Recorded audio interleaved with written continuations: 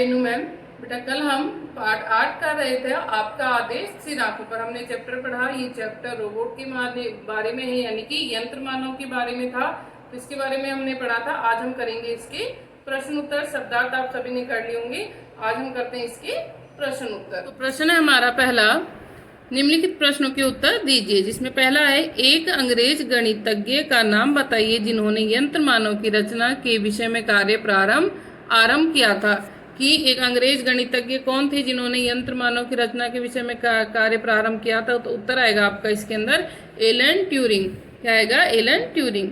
दूसरा है, तो आप उत्तर लिखोगे बेटा कि एक अंग्रेज गणितज्ञ का नाम था एलन ट्यूरिंग जिन्होंने यंत्र मानव की रचना के विषय में कार्य प्रारंभ किया।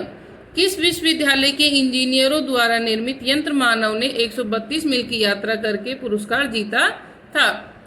तो कौन सा विश्वविद्यालय था बेटा? तो स्टैनफोर्ड विश्वविद्यालय ने इंजीनियरों द्वारा निर्मित यंत्र मानव ने 132 मील की यात्रा करके पुरस्कार जीता था। तो क्या आएगा इसके अंदर? स्टैनफोर्ड विश्वविद्यालय।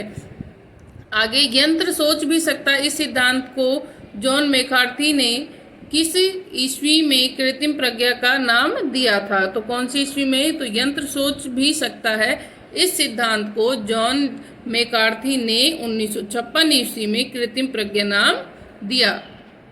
आगे, क्या सभी यंत्र मानव की आकृति मनुष्य से मिलती जुलती है? तो उत्तर आएगा नहीं, सभी यंत्र मानव की आकृति मनुष्य से मिलती जुलती नहीं है। ठीक है बेटा, आगे समझ में ही कि पहले में आएगा आपका उत्तर एलन ट्यूरिंग, दूसरे में स्टैनफोर्ड, तीसरा आएगा 1956 और चौथा आएगा नहीं। तो आप उत्तर इनको कंप्लीट लिखोगे बेटा। आगे है विकल्प सूचक यानी सही विकल्प के प्रश्न उत्तर। पहला है, साधारण यंत्र मानव के भीतर लगा हुआ होता है। साधारण जो यंत्र मानव होता है उसके अंदर क्या लगा हुआ होता है? टेलीविजन कैमरा, वीडियो कैमरा या लघु कंप्यूटर। क्या लगा होता है? लघु कंप्यूटर। प्रज्ञायुक्त यंत्र मानवों ने बना दिया है।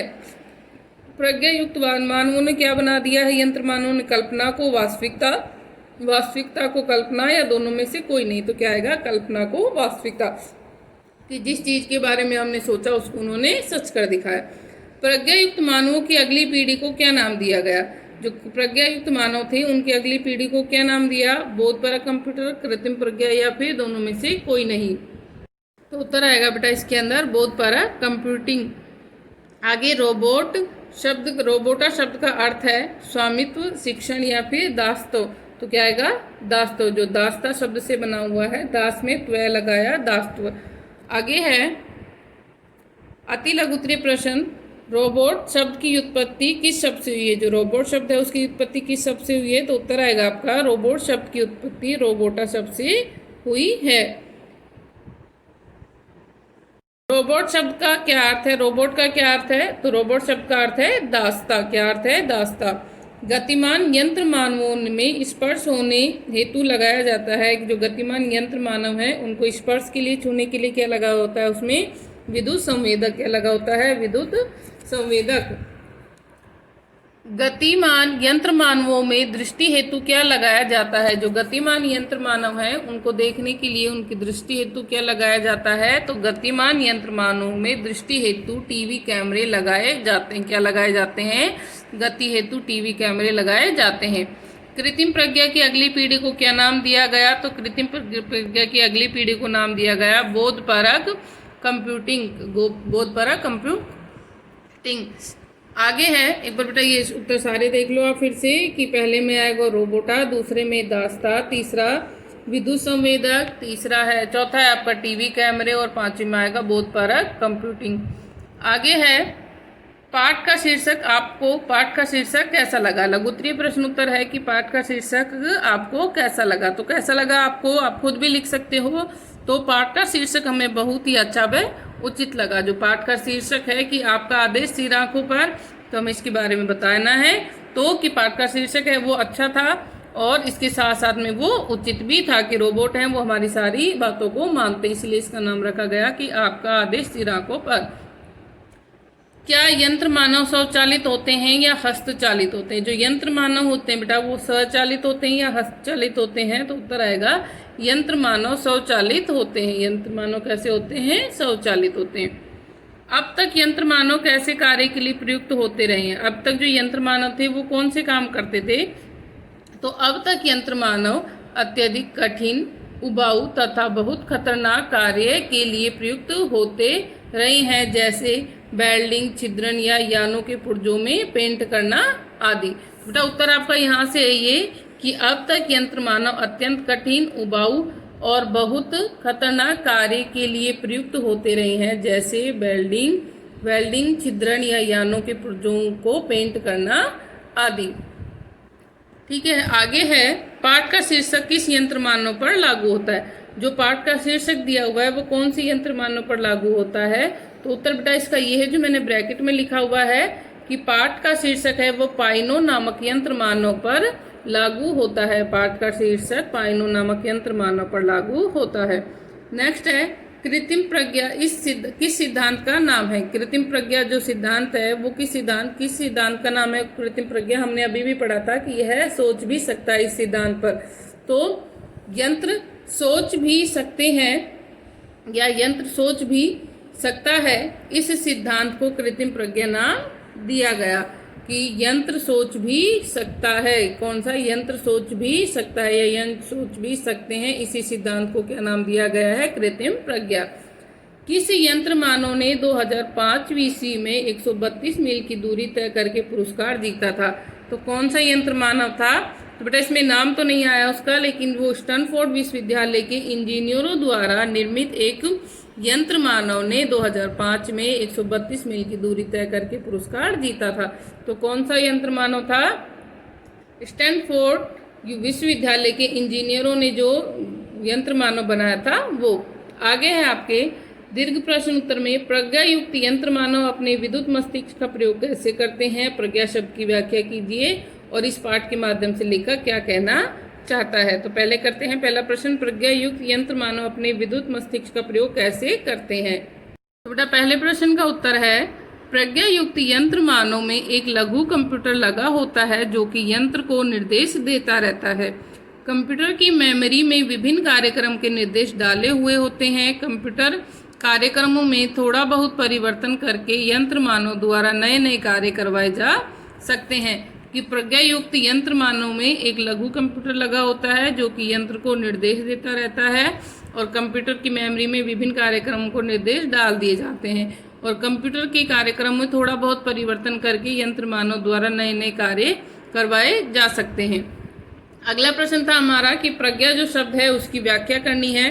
तो प्रज्ञा है उसका अर्थ होता है बुद्धि। प्रज्ञा का क्या अर्थ होता है? बुद्धि। बुद्धि वह परिष्कृत, विकसित और संस्कृत रूप है जो उसे अध्ययन, अभ्यास, निरीक्षण आदि द्वारा प्राप्त होता है। बुद्धि का तो प्रज्ञा का वैसे मीनिंग है बुद्धि, वैसे प्रज्ञा का है कि बुद्धि का वह परिष्कृत, विकसित तथा संस्कृत रूप जो उसे अध्ययन, अभ्यास, निरीक्षण आदि के द्वारा प्राप्त होता है और जिससे मनुष्य सब बातों का आगा पीछा यानी आगे का पीछे का या वास्तविक रूप जल्दी और सहज में समझ लेता है। तो प्रज्ञा को वैसे अगर अर्थ समझते हैं तो बुद्धि है और अगर हम इसकी व्याख्या करते हैं तो बुद्धि का वह परिष्कृत, विकसित और संस्कृत रूप है जो उसे अध्ययन, अभ्यास, निरीक्षण आदि द्वारा प्राप्त होता है तथा जिससे मनुष्य सब बातों का आगा पीछा, वास्तविकता, सभी रूप जल्दी और सहज से समझ लेता है। आगे प्रश्न था हमारा कि इस पाठ के माध्यम से लेखक क्या कहना चाहता है? ये है ना, हाँ, कि इस पाठ के माध्यम से लेखक क्या कहना चाहता है। तो उत्तर है हमारा इस पाठ के माध्यम से लेखक यंत्र मानव के विषय में बता रहा है। क्या कर रहा है इस पाठ में? यंत्र मानव के बारे में बताया। तो इस पाठ के माध्यम से लेखक यंत्र मानव के विषय में बता रहा है।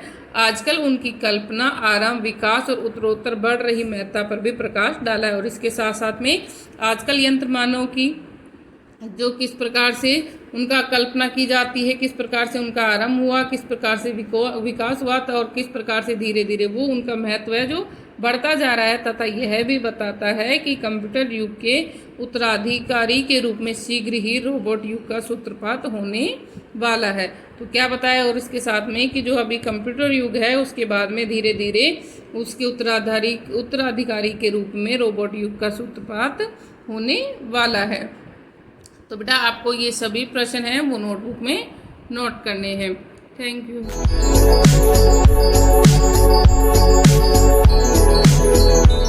Good morning, 7th class. As you know that in our mathematics class, chapter 6 algebraic expression is going on. We have completed exercise 6.1, but only one question number 9 is left. So today we will start from question number 9 of exercise 6.1. So let's start. So question number 9, write the degree of the following polynomial. हमें इस question में क्या करना है, degree right करनी है। इस polynomial की डिग्री क्या है। अब देखो जो डिग्री क्या होती है हमारी, the degree of a polynomial is the highest power of the variable present in the polynomial. अब जो हाईएस्ट पावर है इसमें, इस एक्सप्रेशन में जो हाईएस्ट पावर है वो हमारी डिग्री होती है। तो अब हाईएस्ट पावर हमें ऑब्जर्व करनी है। देखो जो कांस्टेंट है उसके ऊपर कोई पावर नहीं होती, उसकी वैल्यू 0 होती है। एक्स की रेज टू द पावर क्या है, 2। y का स्क्वायर है तो यहाँ पे भी डिग्री 2, यहाँ पे मीन्स पावर, और यहाँ पे देखो 1 1 1 मीन्स टोटल कितनी हो गई, 3। तो डिग्री ऑफ पॉलिनोमियल क्या हो गया हमारा, हाईएस्ट पावर क्या हमारे पास 3। तो हम इसमें राइट करेंगे कि the degree of the polynomial is 3।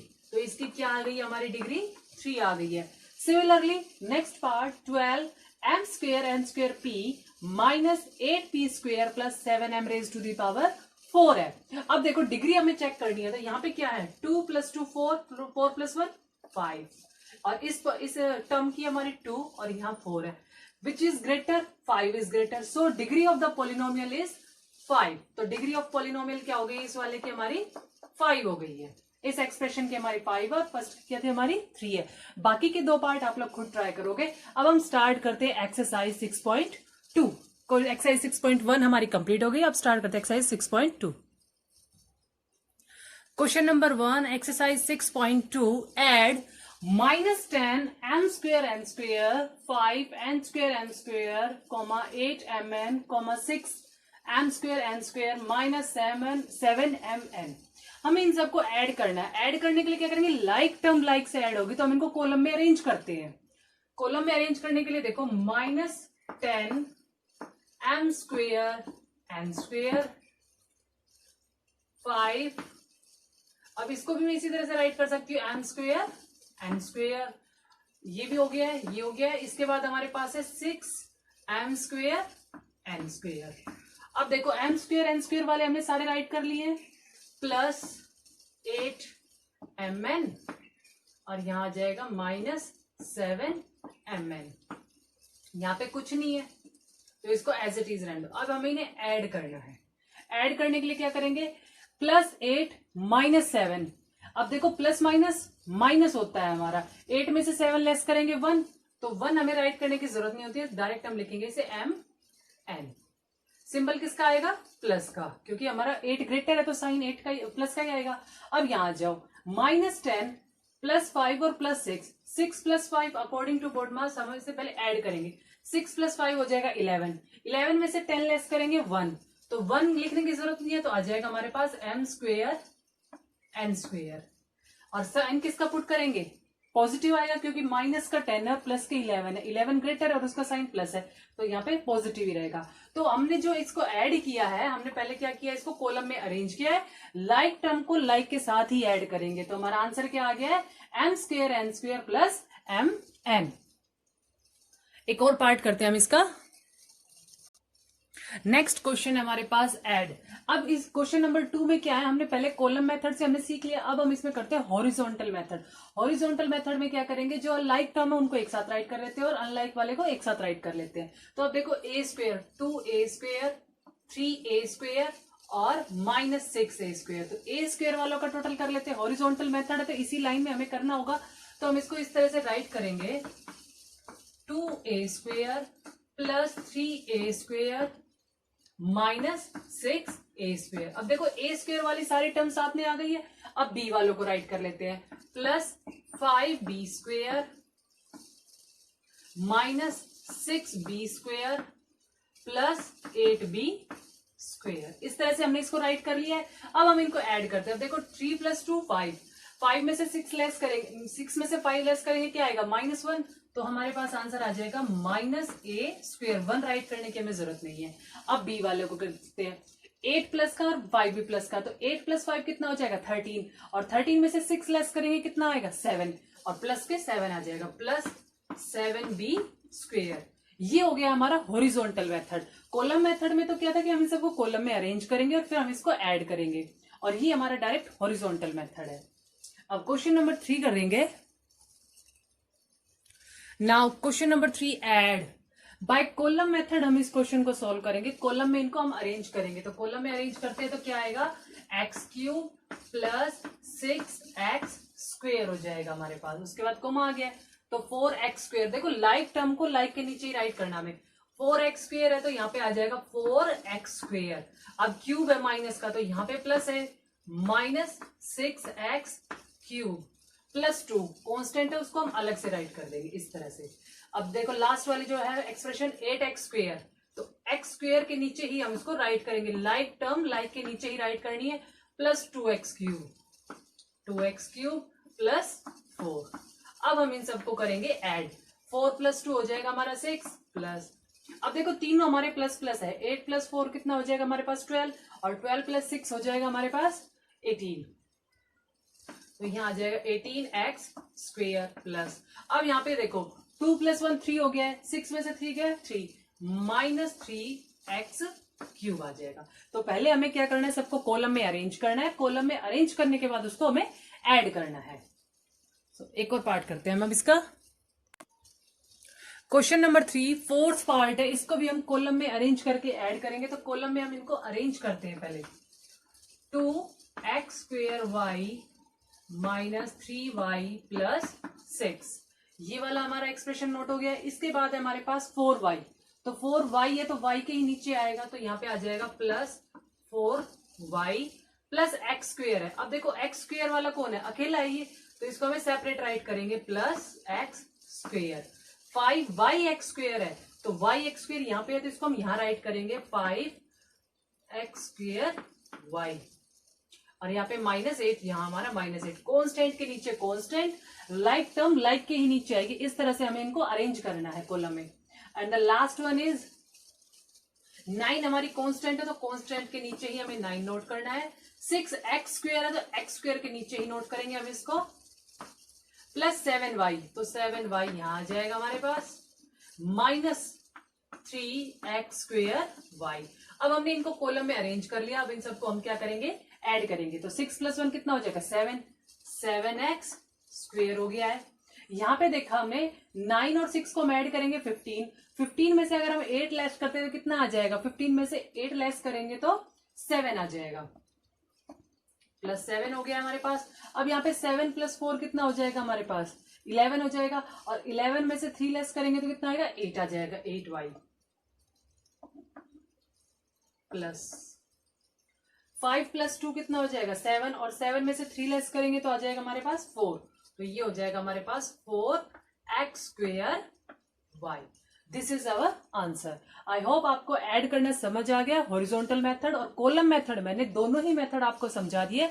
बस याद रखना है आपको, जब आप कॉलम में अरेंज करोगे तो लाइक टर्म को लाइक के नीचे ही राइट करना है। नेक्स्ट क्वेश्चन करेंगे अब। Now question number 4, the measure of 3 sides of a triangle are 4x plus 6y minus 3 centimeter, 5x plus 2 centimeter, and the third side is 2x plus y plus 4 centimeter. Find the perimeter. अब हमें triangle का perimeter find out करना है। Triangle का perimeter क्या होता है, सम of all side, यानी कि तीनों साइडों का सम करना होता है। तो यहाँ पे हम राइट करेंगे perimeter of triangle,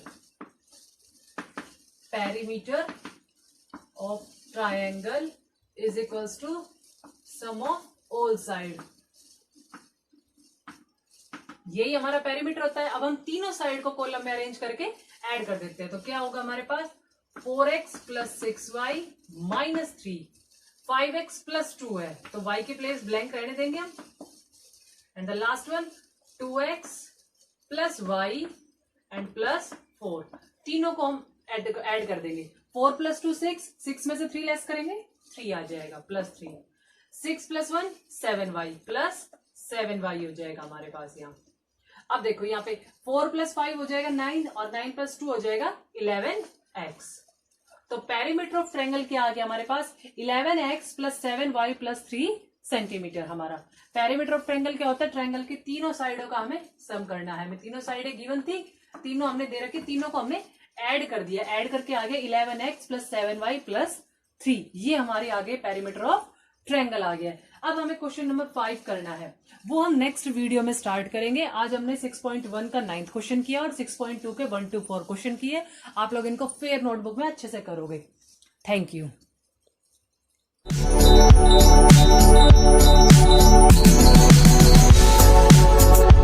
Students, welcome to our online classes. This is for class 7.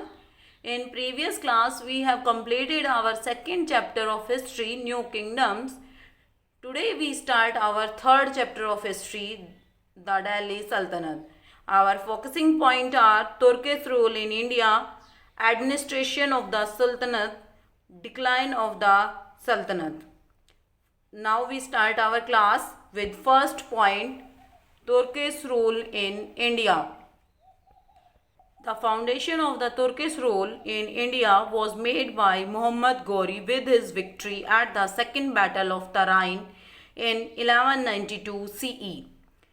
कि जो तुर्किश रूल है, तुर्किश साम्राज्य है, उसकी स्थापना भारत के अंदर मोहम्मद गोरी ने की थी जब उन्होंने तराइन की सेकंड बैटल 1192 ईस्वी में जीती थी। मैंने आपको कल की क्लास में बताया था, प्रीवियस क्लास में बताया था कि फर्स्ट बैटल 1191 में हुई थी। किस किस के बीच में, मोहम्मद गौरी एंड पृथ्वीराज चौहान, जो चौहान वंश के इम्पोर्टेंट राजा थे। ठीक है, सेकंड बैटल हुई 1192 में। फर्स्ट बैटल में पृथ्वीराज चौहान जीते थे, जबकि सेकंड बैटल जो हुई थी 1192 में मोहम्मद गौरी और पृथ्वीराज चौहान के बीच में, उसमें पृथ्वीराज चौहान की जीत हुई थी और मोहम्मद गौरी की जीत हुई थी और पृथ्वीराज चौहान मारे गए थे। Owing to the fact that he passed away without leaving any heir, his territory in India were left in the hands of his Turkish slaves. कि जो ये मोहम्मद गौरी था वो बिना कोई अपना उत्तराधिकारी, हेयर का मतलब होता है उत्तराधिकारी, छोड़े ही मर गया था। तो इसकी जो सल्तनत थी वो किसके हाथ में चली गई, इसके जो स्लेव्स थे, जो इसके गुलाम थे, उनके हाथों में चली गई। Of this territory, which were grouped into 4 regions, the Delhi region was left under Qutubuddin Aibak. और इनमें से फिर मतलब कि इनका जो पूरा साम्राज्य था वो 4 ग्रुप्स में बटा हुआ था। तो जो दिल्ली का ग्रुप, जो दिल्ली रीजन था वो किसके अंडर में आया, कुतुबुद्दीन ऐबक के अंडर में आया। He then went to establish the Mamluk dynasty or the slave dynasty, thereby starting the Delhi Sultanate। और इन्होंने किसकी स्थापना की, मामुलक डायनेस्टी या स्लेव डायनेस्टी, गुलाम डायनेस्टी की स्थापना की। आप इसको डायनेस्टी या डायनेस्टी दोनों ही बोल सकते हो, वो बोलने का थोड़ा कन्वर्सेशन का बेटा चेंज होता है। ठीक है। Some of the literary sources used for the study of this period are Meena और सिराज, कि इस टाइम को हम पढ़ने के लिए या इस टाइम के बारे में जानकारी प्राप्त करने के लिए जिन हम लिखित सोर्सेज का यूज़ करते हैं उनमें है मीना उस सिराज, तबकत आई nursery, जैउद्दीन बरानीज, Tariq I Firoz shahi, Isami's Futuh us Salatin and writing of Ibn Battuta.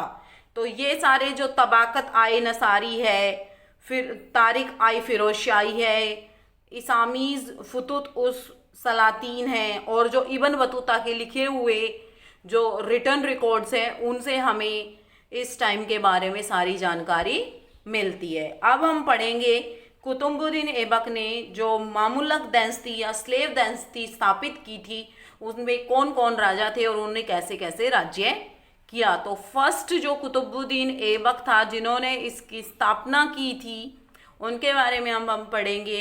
Soon after taking control of the Delhi region of Ghor's Indian territories, Qutbuddin Aibak established his rule over a large part of northern India. कि जब मोहम्मद गौरी के जाने के बाद कुतुबुद्दीन ऐबक के under में ये राज्य आया, वो वहाँ के राजा बने, तो उन्होंने उत्तरी भारत के एक बहुत बड़े पार्ट पे अपना राज्य कर लिया था। Delhi thus became an independent power which went on became the Delhi Sultanate। और जो दिल्ली थी वो एक इंडिपेंडेंट पावर थी जो अब दिल्ली सल्तनत के रूप में बन चुकी थी। इनिशियली ही ruled from Lahore but later shifted his capital to Delhi. वो क्या कर रहे थे उस टाइम, तो वो लाहौर से पहले तो क्या था कि उनकी राजधानी जो थी, कैपिटल थी, वो लाहौर थी, लेकिन उन्होंने अपनी कैपिटल कहाँ पे शिफ्ट कर ली, दिल्ली में शिफ्ट कर ली। During the 4 years of his reign, he consolidated his empire। और 4 ही साल में उन्होंने अपने राज्य का इतना विस्तार कर लिया, design and efficient administrative structure, कि मतलब कि उन्होंने एक बहुत ही एफिशिएंट एडमिनिस्ट्रेटिव स्ट्रक्चर स्थापित कर लिया, एक बहुत ही अच्छे तरीके का प्रशासन उन्होंने स्थापित किया। In 1210 CE he died because of an accident while playing polo। और 1210 ईस्वी में उनकी मृत्यु हो गई पोलो खेलते टाइम। ठीक है, पोलो एक गेम होता है बेटा, तो उसको खेलते टाइम इनकी मृत्यु हो गई थी। He is famous for building the Qutub Minar and Quwwatul Islam mosque, कि इन्होंने 2 इमारतें जो बनाई थी, एक तो इस्लाम मॉस्क्यू था, एक कुतुब मीनार था। इनके टाइम की बनी हुई फेमस इमारतें थी ये। He is also known as Lakh Bakhsh, और इनको लक बख्श के नाम से भी जाना जाता था, which means giver of 100 and thousands, कि हजारों और लाखों देने 100 और हजारों देने वाला। मतलब इन्होंने बहुत सारी इमारतें बनवाई थी, तो और इन्होंने बहुत अपना राज्य का विस्तार किया था, तो ये इनके सम्मान में ये नाम इनका रखा गया था, luck Bakhsh. It took almost a century for the rulers of the Delhi Sultanate to secure their kingdom owing to many different problems।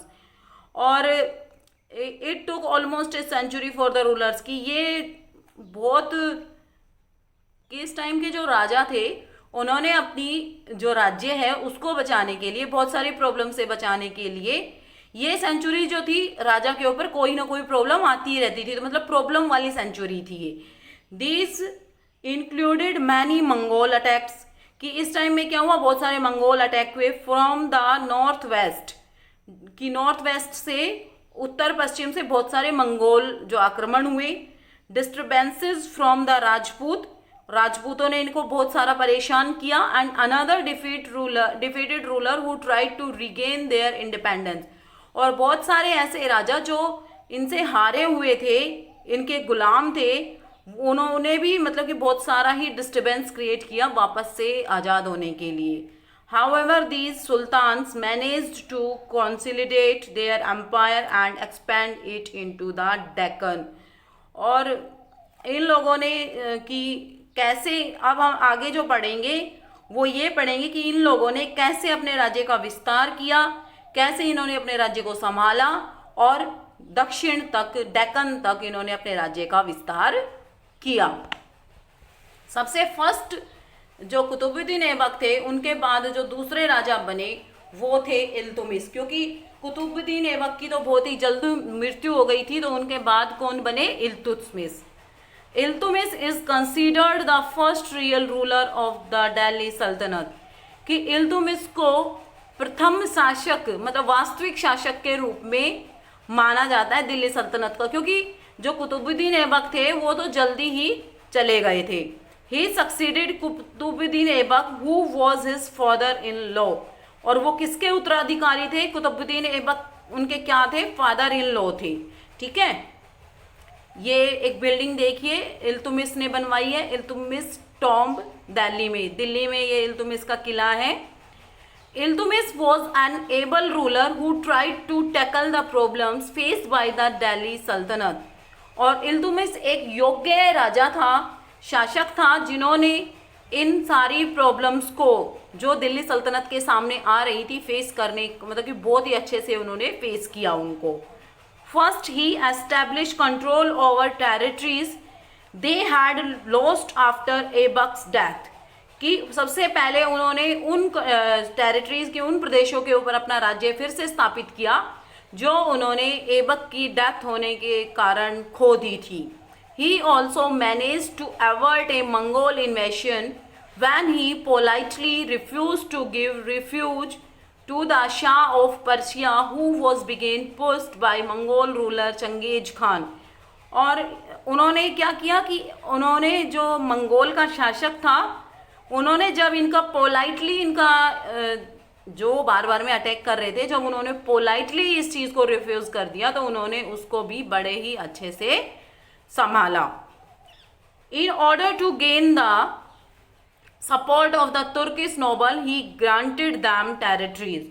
और जब उन्हें सपोर्ट प्राप्त हुआ तुर्किश रूलर्स का, तो उन्होंने उनको ग्रांटेड, मतलब कि उन्होंने उनको बहुत सारा धन्यवाद दिया. प्रदेश, मतलब कि प्रदेश, ही ग्रांटेड दैम टेरिटरीज, उन्होंने उनको उपहार के तौर में territories the. The conquest carried out by Iltutmish added the Rajput kingdom of Ranthambore, Mandor, Jalore, Bayana and Jahangiri to the Sultanate. और क्या हुआ, उनके सामने विद्रोह आ गया कि उन्होंने रणथंबोर, मंदोर, जालोर, बयाना और जहांगीर जो को अपनी सल्तनत में शामिल किया था, तो उनके सामने बहुत सारे विरोध पैदा हो गए थे. Bihar and Bengal also became part of Delhi Sultanat when Iltutmish crushed the revolts that broke out in these two provinces.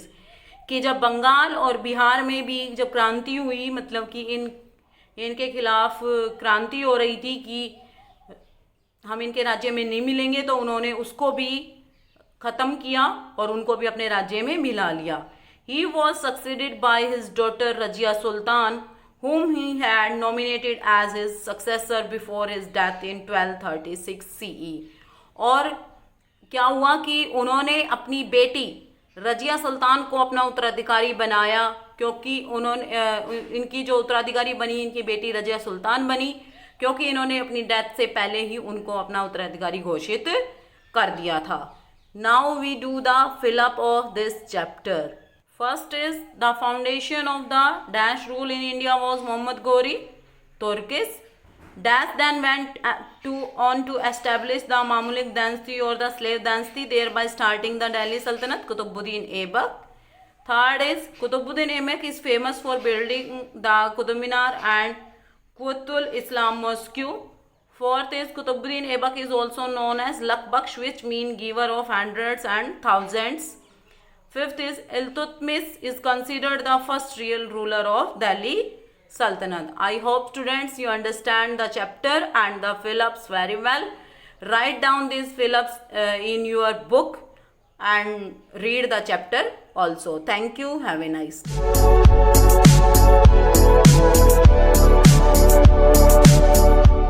A very nice morning to all my dear students of class 7. This is Vinita ma'am, your science teacher. Student, as you know that in our previous video I have discussed the chapter 8 few content, that the introduction of this chapter we have already discussed. Now in this video I will tell you that how the soil formed and what are its profile, means what the horizons in the soil you can see. Okay, matlab A layer, B layer, so like that. Now let's start our topic today's. So student, the formation of the soil in this see, the soil formation is a very slow process and it is also a step by process. Okay, stepwise process that you can say. and it took lots and lots of years, like thousands of years are taken to form a layer of soil just a few centimeter thick, means एक पतली सी परत बनाने के लिए भी, soil की बनने के लिए भी thousands years लगते हैं, because it is a continuous process भी है and बहुत ही slow process होता है, बिकॉज इसमें रॉक्स का ब्रेकिंग होता है। तो रॉक्स ब्रेक डाउन होने के बाद वो स्मॉलर पीसेस में कन्वर्ट होते हैं, फिर उससे ब्रेक डाउन होते हैं, फिर वो स्टोन्स में कन्वर्ट होते हैं, देन वो स्टोन्स आपस में टकराते हैं, तो फिर उसमें से सॉइल पार्टिकल्स बनते हैं। So like that the process going on, and this whole process we call the weathering, because there are 4 to 5 agents work upon this, they are related to the weather. Weathering means natural process से related है, because इसको करने के लिए कोई human की या man made मतलब किसी भी मटेरियल की रिक्वायरमेंट नहीं होती है, मीन्स मशीनरीज वगैरह का कोई वर्क नहीं होता है। The breaking up of rocks into smaller pieces over thousands of years is called weathering. Breaking of rocks into smaller pieces में जब कन्वर्ट होते हैं वेदरिंग प्रोसेस के थ्रू, ओके, सो इसलिए इस प्रोसेस को हम वेदरिंग प्रोसेस भी बोलते हैं। The factor that causes weathering, वो फैक्टर जिनकी वजह से वेदरिंग होती है, द एजेंट्स जिनकी बात मैं अभी कर रही थी आपसे student, the wind, water, temperature changes, living things. Wind, water, temperature changes में स्टूडेंट मेन रोल होता है स्टूडेंट सन का, बिकॉज सन की वजह से ही रॉक्स जो होते हैं वो हीट होते हैं, हीट होने के बाद वो एक्सपेंड होते हैं एंड नाइट में वो जाके कूल डाउन हो जाते हैं। सो इस तरीके से ब्रेकिंग डाउन होता है उनका। देखिए वाटर में क्या है, when water moves around the mountain slope, जब वाटर माउंटेन स्लोप्स के अराउंड मतलब उनके आसपास से गिरता है तो वो छोटे छोटे जो लूज पार्टिकल्स होते हैं रॉक्स को, उनको अपने साथ कैरी डाउन करके लेके आते हैं। After that what happen, the moving rocks hit the other rocks, तो जो रॉक मूव कर रही होती है वो दूसरों को हिट करती है, रॉक की ना छोटी मोटी चट्टाने लाइक दैट, तो वो दूसरों को हिट करती है। जब वो दूसरों को हिट करती है वो और स्मॉल पार्टिकल्स उसमें कन्वर्ट हो जाते हैं, फिर और छोटे छोटे टुकड़ों को इस तरीके से। जब ये मूविंग रॉक दूसरे के साथ टकराती है तो वो क्या करती है, छोटे छोटे particles, fine particles, smallest particles को मतलब उसमें से टूट के टकरा कर गिरते हैं। तो क्या होता है, वो स्लोली जा करके रिवर की बेड पर जो लेयर होती है पूरी मतलब जो बॉटम लेयर होती है उस पर जाके इकट्ठा होते रहते हैं, so that they form the bed and like of soil, वो सॉइल की तरह एक बेड फॉर्म करते हैं। Next student wind. विंड क्या करता है, सेम उसी तरीके से विंड भी अपनी हाई स्पीड की वजह से लूज माउंटेन रॉक्स को स्लाइड करके लाता है। जब स्लाइड करता हुआ लाता है तो दूसरी चट्टान उससे हिट होती है एंड वो जाकर के वो भी रॉक्स ब्रेक होती हैं। जब वो ब्रेक होती है तो स्मॉलेस्ट पीसेस में कन्वर्ट हो जाती है, फिर उस स्मॉलेस्ट पीसेस दूसरे से टकराते हैं, फिर वो स्मॉल फाइन पार्टिकल्स को कन्वर्ट कर देते हैं। इस तरीके से जो रॉक्स से टूटे हुए फाइन पार्टिकल्स होती है सॉइल की, वो विंड ब्लो करके उसको किसी और जगह पर ले जाती है। तो इस तरीके से क्या होता है, एक जगह की मिट्टी दूसरी जगह भी चली जाती है एंड जो ये किस चीज़ में हेल्पफुल होते हैं, सॉइल को बनाने में। लाइक दैट टेम्परेचर में वेरिएशंस बहुत ज़्यादा होती है, बिकॉज डे टाइम में देखो टेम्परेचर कैसा रहता है, बहुत हीट रहती है, सन बहुत ही सनी रहता है, एंड नाइट टाइम में वो टेम्परेचर कूल डाउन हो जाता है। तो इस तरीके से वेदरिंग पे इफेक्ट पड़ता है, because rocks, I have already told you that rocks expand during the day time and contract into the during the night time. Okay, then the process alternate means contraction expansion जब ये continuously होता रहता है, that leads to the break down of the rock. तो rocks break down हो जाती हैं and it converted into smaller rocks, and when the smaller rocks get attracted or get hitted by another one, then it converted into the soil, like that the soil form. Okay, living things में क्या होता है, roots जो होती हैं plant की वो break करती हैं सॉइल को, रॉक्स को ब्रेक करती हैं। सो बिकॉज क्या होता है, रॉक्स में कोई भी प्लांट अगर उसके बीच में उग गया तो वो जैसे जैसे उसकी रूट्स पेनिट्रेट होती हुई उसके अंदर तक घुसती हुई जाएगी तो वो उसके बीच में गैप बनाती हुई जाएगी। जब गैप बनाती हुई जाएगी तो इससे ब्रेक हो जाएगा रॉक, और रॉक ब्रेक हो जाएगा तो सॉइल मतलब क्या होगा, ब्रेक होते ही फिर छोटे छोटे उसमें कन्वर्ट हो जाएगा, और जब उसकी ग्रोथ होती रहेगी वो ब्रेक होता रहेगा, स्मॉल फाइन पार्टिकल्स में कन्वर्ट हो जाएगा, सेम उसी तरीके से सॉइल बनती चली जाएगी। और ब्रोइंग एनिमल्स, जो ब्रोइंग एनिमल्स होते हैं लाइक रैबिट, स्नेक और बहुत से अदर एनिमल्स होते हैं, जिन ये हैनस वगैरह क्या करते हैं, अपना गड्ढा खोदते हैं, तो उस तरीके से गड्ढे को खोद करके, सपोज दैट सॉइल है मतलब रॉक्स के पास भी वहाँ पे भी रहते हैं बहुत, तो इस तरीके से ये भी कुछ हेल्प करते हैं हमारे सॉइल की फॉर्मेशन में। नेक्स्ट है आपका soil formation, soil profile. Soil profile जो होता है ये एक डिस्टिंक्ट लेयर्स के बारे में बात कर रही हूँ सॉइल की, जिन्हें हम हॉरिजन्स भी बोलते हैं। जो ये आप देख रहे हैं इस तरीके का होता है, ये यहाँ से this is the top layer of the earth, यहाँ से इस तरीके से। Let's see in the back side of the diagram. तो क्या होता है स्टूडेंट, ये जो सॉइल, देखिए ये यहाँ से मैं बात कर रही हूँ, यहाँ से यहाँ तक ये डिफरेंट डिफरेंट लेयर्स आप देख रहे हैं। तो इस तरीके से सॉइल हॉरिजन डिवाइड होता है, कुछ इनके टेक्सचर के ऊपर, कुछ डेप्थ के ऊपर, कुछ केमिकल कंपोजिशन, तो कलर वगैरह ये सारी चीज़ें डिसाइड करती हैं कि कौन सी सॉइल किस हॉरिजन में आएगी। द नेक्स्ट इज, आप देख सकते हैं यहाँ पे ओ हॉरिजन है, तो इसमें लूज पार्टिकल्स होते हैं, डेड एंड डिकेइंग मैटर, ये वाला जो लेयर होता है। सो इस तरीके से लूज पार्टिकल्स होते हैं उसमें। And this is the mineral, यहाँ पे मिनरल सबसे ज़्यादा होता है। ई हॉरिजन में लाइट कलर्ड मिनरल्स होते हैं, बी हॉरिजन में कुछ मतलब इस तरीके से क्ले पार्टिकल्स आ जाते हैं। और इसमें पार्शली पेरेंट मटेरियल, मतलब कुछ पेरेंट रॉक मतलब हार्ड रॉक थोड़ी सी, और इसमें जो होती है पूरी बेड रॉक होती है, पूरी टाइट रॉक होती है, जो कन्वर्ट करना थोड़ा टफ हो जाता है। Okay, now the next is a horizon. A horizon जो होती है, जिसे हम टॉप सॉइल भी बोलते हैं लेयर की, बिकॉज क्या होता है ये टॉप मोस्ट पर होती है, that is why we call the top layer. And it is the darkest layer, इसमें ह्यूमंस की क्वांटिटी सबसे ज़्यादा होती है, that's why we call it the darkest layer. इसमें डेड डिकेइंग मैटर्स भी होते हैं, एनिमल्स होते हैं, और इसमें सॉइल माइक्रोब्स की हेल्प से ही क्या कन्वर्ट कर देते हैं उस डिकेइंग मैटर को ह्यूमस में। एंड ऑलरेडी मैंने आपको बताया कि डार्क ब्राउन होती है बिकॉज ऑफ द ह्यूमस इसमें ज़्यादा प्रेजेंट होता है, सॉफ्ट होती है, पोरस होती है, पोरस ह्यूमस की वजह से भी होती है। Okay, and water holding capacity इसकी अच्छी होती है। एंड मैनी एनिमल्स का जो होते हैं लाइक वॉर्म्स, इंसेक्ट, इनका होम्स भी होती है। The next is B horizon soil. B horizon soil में देखिए student, it is come just under the A horizon के जस्ट नीचे आती है, so that we call the B horizon. And subsoil भी इसे हम कहते हैं। Rich in minerals, soluble minerals, इसमें ऑक्साइड्स पाए जाते हैं। And it is light in colour but has no humus. Humus बहुत ही रेयर होता है या तो फिर नहीं होता है, क्योंकि ह्यूमस की रिक्वायरमेंट प्लांट को ग्रोथ के लिए होती है, तो प्लांट ऊपर वाली लेयर पे ग्रो करते हैं, that's why. The next is parent rock और द सी हॉरिजन। ये जो होती है हार्ड लेयर होती है, ये सब सॉइल के जिस नीचे आती है, एंड कुछ पीसेज होते हैं रॉक्स एंड क्रैक्स, उससे बनी हुई होती है। और यहाँ पे जो रूट्स होती हैं, इस लेयर में रूट्स रेयरली फाउंड की जाती हैं, तो बहुत ही बड़ा पेड़ हो कोई पुराना, तो अदरवाइज प्लांट रूट्स नहीं पाई जाती है इस लेयर में। एंड रेन वाटर जो होता है इस लेयर में जाकर के कलेक्ट होता है as the ground water. And इसमें ह्यूमस नहीं होता है, इनफर्टाइल होती है, बिकॉज ऑलरेडी दोनों लेयर में ही प्लांट ग्रोथ करते हैं।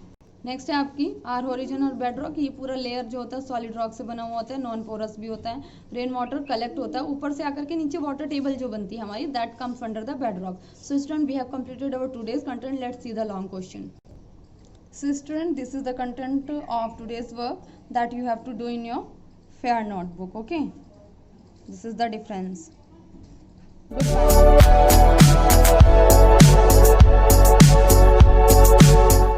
Friend, today in GK class, I Priyanka ma'am tell you about chapter number 25 of GK.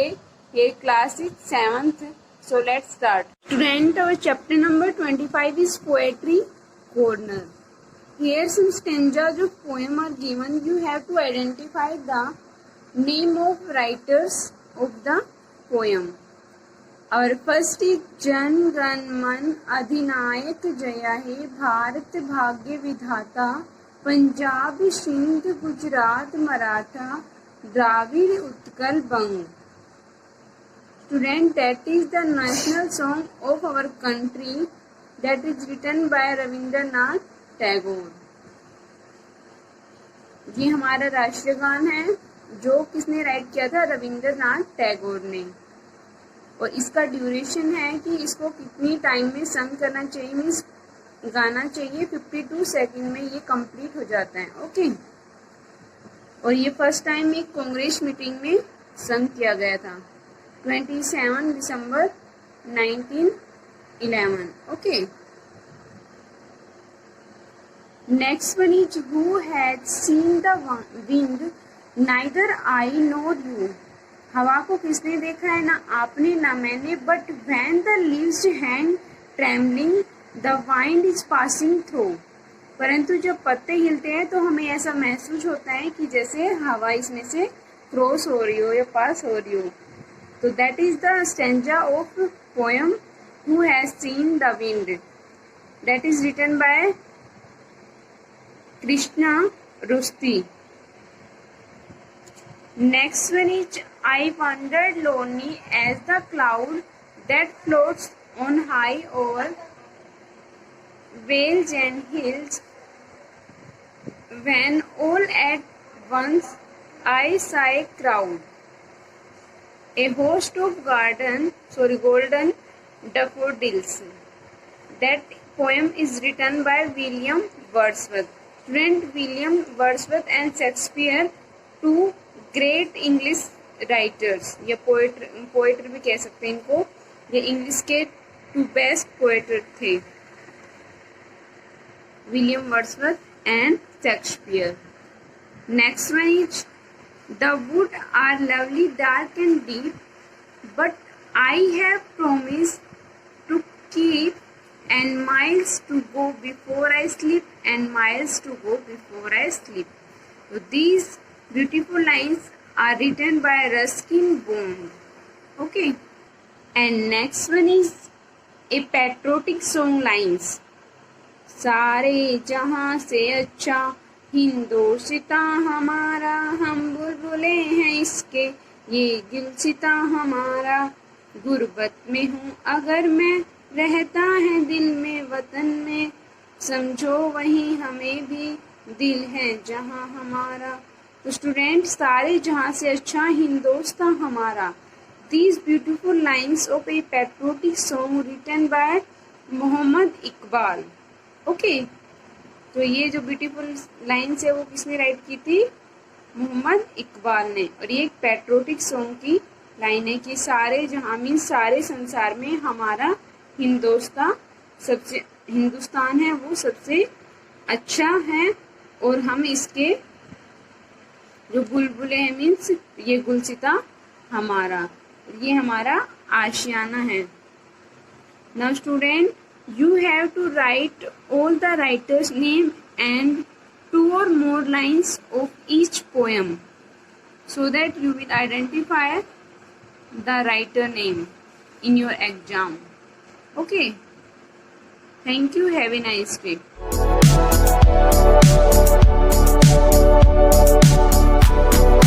Students, this is for 7th class.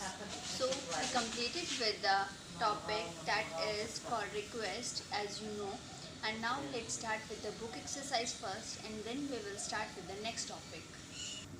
Students, as you know, we completed with this models request से complete हो चुका है हमारा. Now on the basis of this we have a book exercise also. Rewrite these sentences as polite requests using the models of request. One has done for you. एक example है, ये complete हो चुका है. ये क्या है कि इसमें आपको क्या करना है? Close the window. अब आपको क्लोज़ द विंडो कैसे उनको बताना है कि सेंटेंस को कैसे बोलना है कि आप इसमें क्या कौन सा मॉडल पुट करेंगे. इसमें पुट किया हुआ है would you close the window please. इसमें मोर पोलाइट है then will. Lower the volume of your music system. Will you lower the volume of your music system. And system के बाद आप पुट करेंगे question mark. Pass the saucepan. तो इसमें क्या जाएगा? Can you pass the saucepan. Wait a minute. Could you wait a minute. Could you wait a minute? Will you lend some money? Lend me some money. Okay. Get me some lemon. So इसमें आ जाएगा would you get me some lemonade please. इसमें आप हर उसके बाद क्या put करेंगे? Please. Can you pass the sauce pan. मतलब according to the जैसे हमने कुड यूज़ किया है तो इसमें आप प्लीज़ पुट करेंगे. विल जहाँ यूज़ करेंगे वहाँ हम प्लीज़ पुट करेंगे.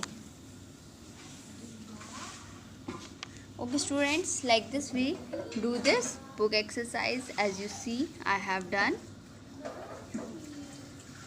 Now let's start with the next topic, that is prohibition. Now on the basis of prohibition, I will tell you on the board.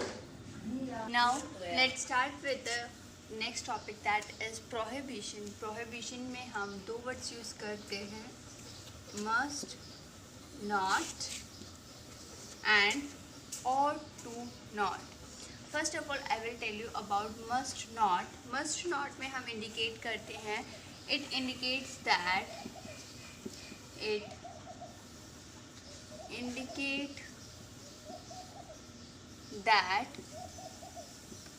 something should not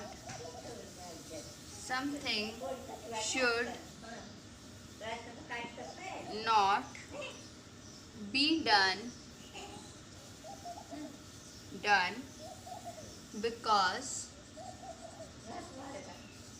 it is a rule. With this statement you understand that जो हमें नहीं करना चाहिए वो हम नहीं करते. Why? Because it is a rule, कि हमें वो काम नहीं करना चाहिए. अब इसमें क्या है, एग्जाम्पल्स आपको एकदम क्लियरली समझ में आएगा. Students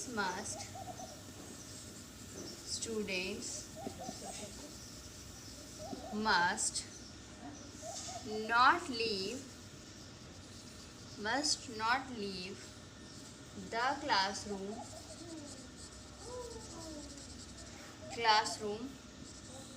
without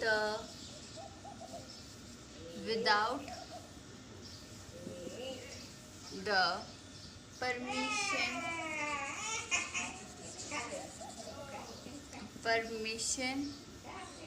of the teacher. देखो इसमें क्या है कि हम स्टूडेंट्स को कभी भी क्लास नहीं छोड़नी चाहिए टीचर की परमिशन के बिना. क्यों? It is a rule. According to a rule we are have a must not use करेंगे, क्योंकि ये एक रूल है कि हमें ये काम करना नहीं चाहिए. Next is ought not to. ought not to. और according to it is a duty we should not do. अगर हमें ये नहीं करना चाहिए, should not done because it is a duty, कि ये हमारी ड्यूटी है, हमें ये काम नहीं करना चाहिए. According to the example you will understand very clearly. You ought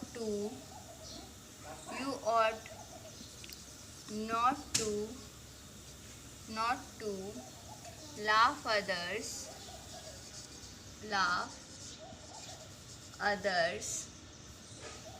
at others for their weakness.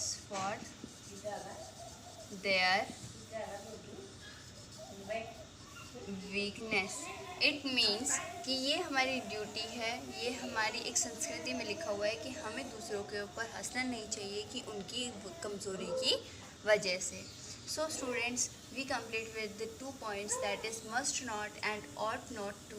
इन दोनों को ही बहुत अलग हैं. ये एक हमें रूल के अकॉर्डिंग यूज़ होता है और एक हमारी ड्यूटी की वजह से यूज़ होता है. Now on the basis of this we are have a book exercise. Now let's start.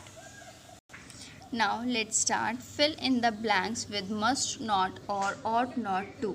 So students, on the basis of must not and ought not to, according to the permission and according to the rule and a duty we are going to use. We must not disrespect our elders. This is our duty कि हमें elders की disrespect नहीं करनी चाहिए. तो इसमें क्या जाएगा, ought not to. You must not have talked so rudely. This is our rule. And next is students ought not to run in the school corridor. Vehicles must not be parked in front of the gate. You must not fight with other students. We ought not to talk on the mobile phone while driving. So students, we completed with this book exercise on the basis of must and ought not to, means on the basis of prohibition. We completed with this book exercise. So do this book exercise in your fair notebook. Thank you everyone.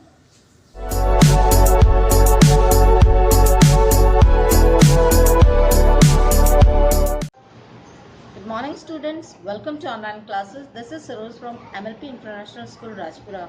Student, as we are doing right now our revision part, so approximately from chapter 1 to 6 has been completed from each class 6 to 8, and now we are just going to start the whole test paper also in the revision of the all classes from first chapter to 6.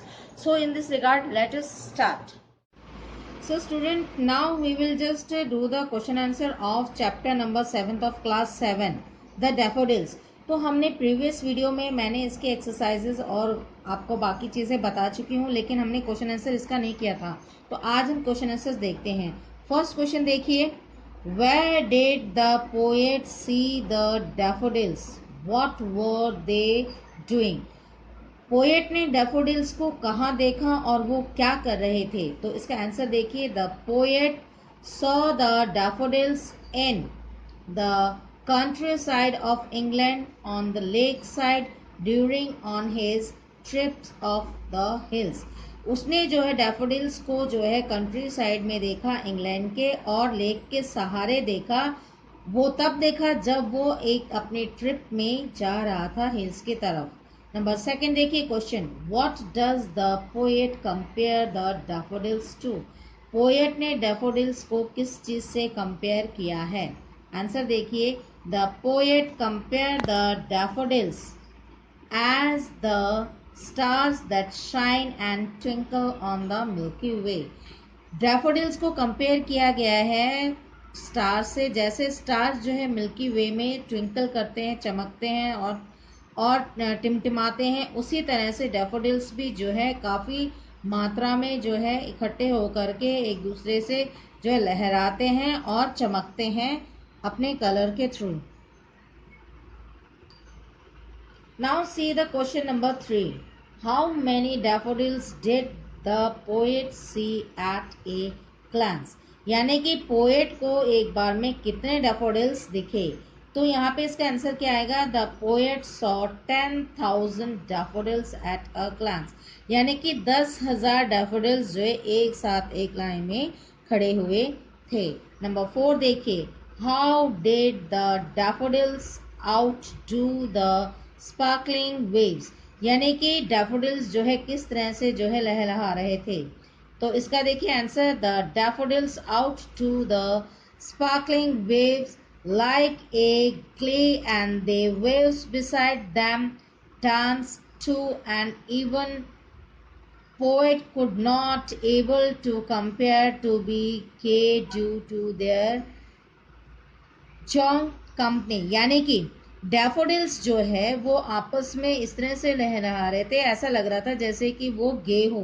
तो इस तरह जो है उनका जो है सामनाइंग को. और उसकी दूसरी बात क्या है कि जब वो एक दूसरे से टच होकर के एक दूसरे से लहरा रहे थे तो वो इतने हैप्पी लग रहे थे कि वो उनको कंपेयर भी नहीं कर पा रहे थे उनकी खुशी की कि वो कितने जॉयफुल है. तो ये इसका आंसर नंबर 4 है. नंबर 5 का देखिए, what happened when the poet lay on his couch in vacant or in pensive mode. यानी कि जब सोफे पे पोएट जो है लेटे हुए थे तो उस वक्त जब वो बिल्कुल लोनली थे, उनको कोई भी मतलब परेशान मूड में, तो उस मूड में खाली में जब उसके पास जो है पेंसिल मूड था, तो उस वक्त उसको क्या फील हो रहा था? तो यहाँ पे देखिए answer, when the poet lay on his coat in vacant or in pensive mood, the daffodils flash upon his inward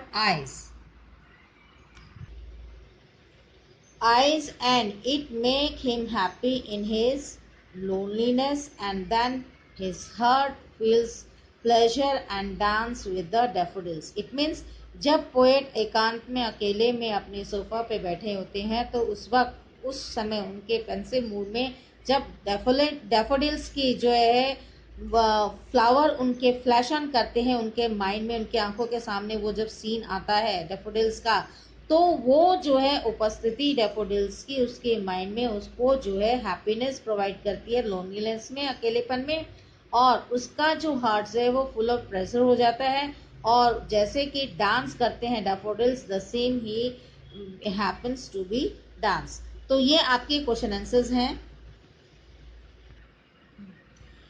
अब स्टूडेंट्स देखिए, आपका क्वेश्चन आंसर्स मैंने कंप्लीट करवा दिया। ये आपका एज अ टेस्ट पेपर है, तो आपको ये मैं समझा रही हूँ और आप देखिएगा इसको। अब देखिए इसमें, और ये है Orpheus was the son of Apollo. Apollo का बेटा था Orpheus, the son of god, यानी कि sun god. Apollo himself taught Orpheus to play the lyre, यानी कि जो है ऑर्फियस हमेशा उसको कहता कि तुम्हें जो है ये ले देनी चाहिए। Very soon he become one of the greatest musician of Greece, और वो जो है ग्रीस का बहुत ही ज़बरदस्त जो है सबसे बड़ा म्यूजिशियन बन गया। He played such a fine tune in the ले, वो अपने ले से इतनी बढ़िया ट्यून निकालता था दैट इट इनकरेज्ड और not only human being but the wild animals also. वो उसकी धुन से ना ही वो इंसानों को बल्कि जानवरों को भी इनकरेज करता था। Even trees and rocks were captivated by his music and turned to move and flow the sound of his strains, यानी कि वो उसकी धुन से जो है इतने इंस्पायर होते थे कि वो अपनी जगह से मूव करना स्टार्ट कर दिया। Yes, Eurydice was Orpheus's wife, और यूरिडिस थी जो वो ऑर्फन्स की वाइफ थी। She was one of the most beautiful woman of the world, और वो वर्ल्ड की सबसे खूबसूरत लेडी थी। For some time they lived great happiness और often Orpheus played his lay and Eurydice sang beautifully to the tune. अब जो कभी कभी क्या होता था, ऑर्फियस जो है वो अपने ट्यून बजाता था और वो डांस करती थी, गाती थी उस ट्यून पर। देन वन डे, एक दिन क्या होता है, as they were wandering through a flowery meadow, और वो एक दिन जो फ्लोरी मेडोज की तरफ से वहां से गुजर रहे थे, Eurydice stopped on a poisonous snake, उसने एक जो है जहरीले स्नेक के ऊपर पैर रख दिया। The snake bit her and she died at once, और उस स्नेक ने उसे काट लिया और वो एकदम से मर गई। On the spot उसकी मौत होगी। Orpheus was full of grief at her death, और वो उसकी डेथ से दुखी हो गया। He could not live without Eurydice, तो उसके बिना वो नहीं रह पाता था। He could neither sing nor play his lyre, तो उसके बाद उसने कभी अपना जो है वो इंस्ट्रूमेंट नहीं बजाया और ना ही कभी गाना गाया। For days he wandered for his home and singing the story of his loss, of his despair, of his helpless passerby, यानी कि उसके बाद वो जो है घूमता गया और उसका उसी स्टोरी को, वो कि मैं कैसा था और मैंने कितना बड़ा लॉस किया, उसकी ही स्टोरी वो गाता रहा। सो अब जो है student, now this is the exercise which you have to do it yourself. अब ये एक्सरसाइज मैंने इसकी हिंदी आपको बता दी है, अब ये एक्सरसाइज आपको अपने आप करनी है। अब देखिए, जैसे tick the soon Orpheus become one of the greatest musician of India, Greece और पेरिसा, तो ये आपको करना है। नंबर 2 देखिए, even tree and rocks were by his music, क्या आएगा आपका, कैप्टिवेटेड आएगा, इनकरेज्ड आएगा, इनक्रॉस्ड आएगा।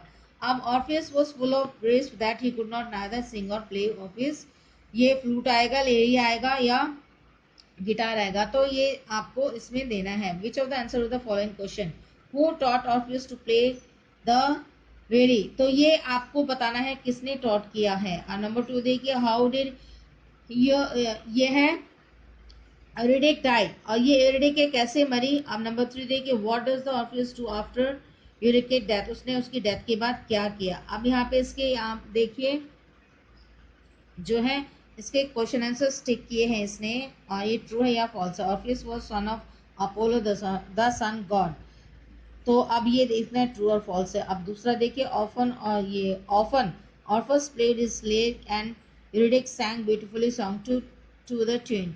तो अब ये क्या है, इसमें आपको मैं इसलिए नहीं बता रही हूँ, आई जस्ट वांट टू जज that would you just able to do it yourself और नॉट। अब देखिए यहाँ पे 3, while walking in the forest Eurydice step to the poisonous snake, उसने जाते समय चलते समय जब वो जा रहे थे फॉरेस्ट में, तो उसने एक खतरनाक यानी कि पॉइजनस जो है स्नेक के ऊपर पैर रख दिया था। तो ये सही है, वैसे इसका ट्रू है। तो अब आपको जैसे इसमें दिया हुआ है तो देखना है। अब यहाँ पे 2 सिनोनिम्स हैं जो है इंटरेस्ट एंड मेडो, ये आपको अपनी डिक्शनरी की हेल्प से आपको करना है, ठीक है। तो ये वर्क आपको करना है स्टूडेंट्स। एंड सो स्टूडेंट्स, ये वीडियो आपका इतना ही, और आगे फिर हम उनको कंटिन्यू करेंगे इन द नेक्स्ट वीडियो। सो जैसे कि मैं हर वीडियो में आपको बताती आई हूँ, and I just repeat same as usual. Now आपको करना क्या है, इस वीडियो को लाइक करना है, शेयर करना है, सब्सक्राइब करना है, साथ ही साथ जो है बेल आइकन पे क्लिक करना ना भूलें। Thank you, take care.